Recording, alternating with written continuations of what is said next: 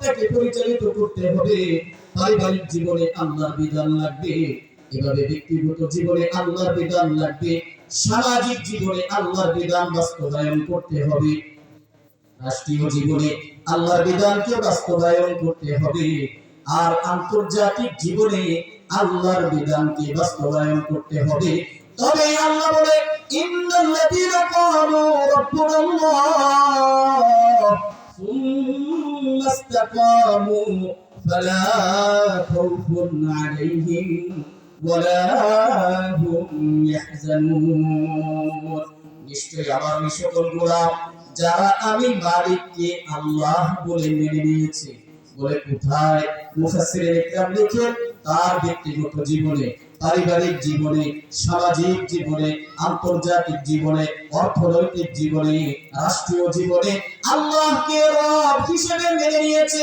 আল্লাহ বলে যে বান্দা আমাকে রব হিসেবে মেনে নিল, ওই বান্দার দুনিয়াতে কোনো শান্তি নাই, পরকালীন জীবনে ওই বান্দার কোনো ভয় নাই, দুনিয়ার জীবনে তার কোনো পেরেশানি নাই, পরকালীন জীবনে ওই বান্দার কোনো পেরেশানি থাকবে না।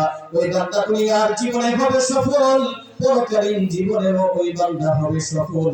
হাসতে হাসতে বিনা হিসেবে মালিকের জান্নাত। ওই বান্দা যদি আল্লাহর সাথে মহব্বত কায়েম ও দায়েম করে দুনিয়ার জীবন খতম করে পরকালীন জীবনে পাড়ি জমাতে পারে, আল্লাহ বলে ওই বান্দাকে আমি আমার বন্ধু বানিয়ে হাসতে হাসতে মালিকের জান্নাত পর্যন্ত পৌঁছিয়ে দিব। এজন্য বাবা আজকের এই মাহফিল আমাকে আপনাকে কথা শেখায়, আসলে আমার এই জীবনটাকে সাজাই ওই মালিকের সাথে মহব্বতের সম্পর্ক করে নেই। বলে ওই মালিকের সাথে মহব্বতের সম্পর্ক কেমন করে হবে?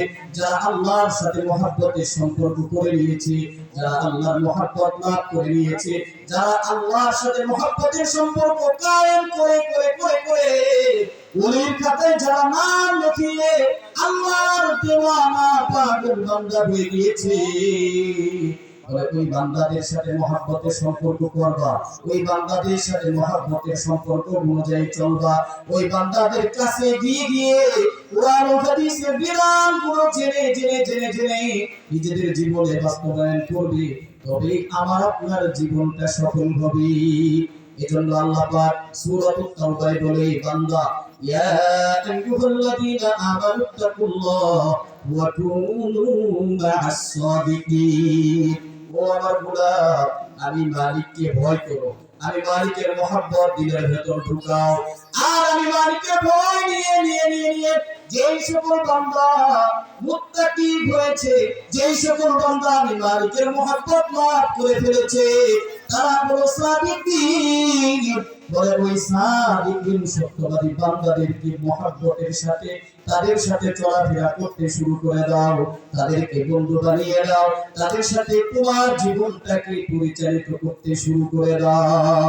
এজন্য আল্লামা শেখ সাদী রাহিমাহুল্লাহ তিনি গোটা পৃথিবীর মানব দানবকে, মানব জাতিকে সতর্ক করে দিয়েছেন, কিয়ামত পর্যন্ত আরে বলা বান্দা বান্দীদের সামনে তিনি এক চমৎকার কথা বলে দিয়েছেন যে এই দুনিয়ার জীবন তোমার খতম হয়ে যাবে। মানে দুনিয়ার জীবনে তুমি এমন মানুষদের সাথে মহব্বতের সম্পর্ক করবা যাদের সাথে মহব্বতের সম্পর্ক করলে পরে আল্লাহকে পাওয়া যায়, যাদের সাথে মহব্বতের সম্পর্ক করলে পরে আখিরাত পাওয়া যায়, যাদের সাথে মহব্বতের সম্পর্ক করলে পরে গুনাহমুক্ত জিন্দেগি করা যায়। বলে এমন বান্দা কারা? এমন বান্দা হলো তারা যারা মাদ্রাসার তালিব ইলম, এমন বান্দা হলো তারা যারা হক্কানি উলামায়ে কিরাম, এমন বান্দা হলো তারা যারা যোগ্য নাই বেরোবে, এমন বান্দা হলো তারা যারা গুনাহমুক্ত জিন্দেগি গড়ে গড়ে গড়ে গড়ে তারা তাদের জীবনটাকে আল্লাহর মহব্বত দিয়ে সাজিয়েছে। বলে ওই সকল দিনদার মুত্তাকি আল্লাহ ওয়ালা পরহেজগার বান্দাদেরকে বন্ধু বানাতে হবে। বলে বন্ধু বানালে কি হবে? আল্লাহর নবী বলে আল্লাহর ওয়ালাদি লিখলিনি ফালিয়ানজুর মাইয়ুখালিল। বলে উম্মত এমন লোকদেরকে বন্ধু বানাবা, এমন লোকদের সাথে চলাফেরা করবা, এমন লোকদের সাথে কথা বসা করবা যাদেরকে মহব্বতের সম্পর্ক যাদের সাথে করলে পরে, যাদের কাছে গেলে পরে, যাদের সাথে চলাফেরা করলে তোমার জীবনটা আখিরাতমুখী হবে, তোমার জীবনটা পরকালমুখী হবে, তোমার জীবনটা গুনাহমুক্ত জিন্দেগি হবে। এজন্য আজকের এই মাহফিল থেকে আমাকে আপনাকে শিক্ষা গ্রহণ করতে হবে, আমার আপনার জীবনটাকে সাজাতে হবে আল্লাহ ওয়ালা মুত্তাকি যারা আছে তাদের সংস্রবে গিয়ে গিয়ে। বুঝে আসছে বলো? যারা সমাজের ভালো মানুষ, যারা সমাজের দিনদার, যারা সমাজের এভাবে নেক মানুষ, এদের কাছে গিয়ে গিয়ে এদের সাথে চলাফেরা করে করে আমার আপনার মহব্বতের সম্পর্ক তাদের সাথে করতে হবে, তাদের সাথে চলাফেরা করতে হবে। মাদ্রাসার তালিবুল ইলমের সাথে আমার আপনার মহব্বত হতে হবে, হযরত উলামা ইকরামের সাথে আমার আপনার মহব্বত হতে হবে। যাদের সাথে মহব্বত করলে দুনিয়াতে কাজে লাগবে, পরকালীন জীবনে কাজে লাগবে। দুনিয়ার জীবনে যাদের সাথে মহব্বতের সম্পর্ক করলে পরে আমার আখিরাত বরবাদ হয়, দুনিয়াও বরবাদ হয়, পরকালীন জীবনে আমার কোনো কাজে আসবে না। এদের সাথে মহব্বতের সম্পর্ক আমাকে আপনাকে ছিন্ন করতে হবে। আর যাদের সাথে মহব্বতের সম্পর্ক করলে আখিরাত স্মরণ হয়, আল্লাহ স্মরণ হয়, মসজিদে যাওয়া যায়, মাদ্রাসায় ঢোকা যায়, গুনাহমুক্ত জিন্দেগি গড়া যায়, এদের সাথে মহব্বতের সম্পর্ক করতে হয়। এজন্য আল্লামা শেখ সাদি বলে, ইলে খুশবু ইয়াদার হাম্মামে রোজে,